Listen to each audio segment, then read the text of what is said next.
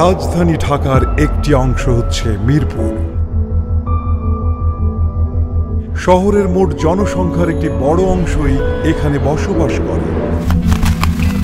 এখানে রয়েছে দেশের অন্যতম শেরেবাংলা জাতীয় ক্রিকেট স্টেডিয়াম, বোটানিক্যাল গার্ডেন, জাতীয় চিড়িয়াখানা, শহীদ বুদ্ধিজীবী কবরস্থান ও মুক্তিযুদ্ধ জাদুঘর।